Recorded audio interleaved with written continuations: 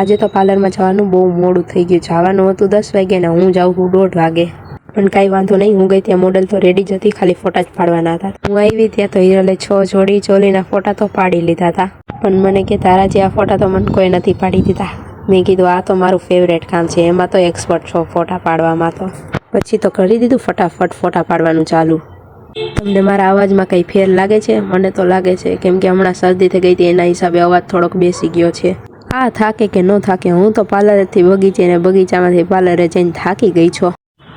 ચા હરકે નહીં દોડને તો પાછી દોડાવીશ, ફરી જ આવે. બસ ફાઇનલી ફોટા પાડીને ફ્રી થઈને હું આવી ગઈ કસરત કરવા, કેમ કે હવે જવું છે ઘરે. આજ તો મારા ભાઈ ભેગો શિવલો પણ આવ્યો હતો મારા પાર્લરે મને લેવા માટે. અને પછી અમે નીકળી ગયા ઓન ધ વે ઘરે જવા માટે.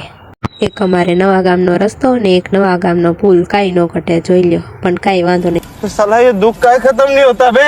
પછી ઘરે આવીને હું ને શિવલો બેસી ગયા બારે.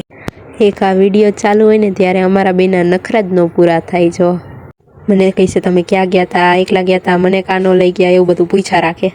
આખો દિવસ એની મસ્તી જ ન પૂરી થઈ. જોવો, પણ જે હોય તે છે એકદમ ક્યુટ. જોવો, પરાયણે વાલો લાગે એવો એકદમ ક્યુટ મારો ભત્રીજો.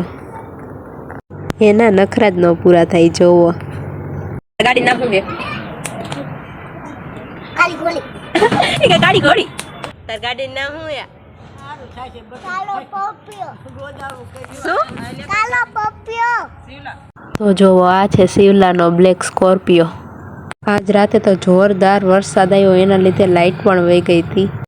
વરસાદના લીધે કેટલા પાંદડા ખરી ગયા. હું તો બેઠા બેઠા એ જ વિચારું કે સવારમાં આ બધું વારવું જોશે, પણ કાંઈ વાંધો નહીં, સવારમાં વારી લેશું. તો આજનો દિવસ પણ થઈ ગયો છે પૂરો.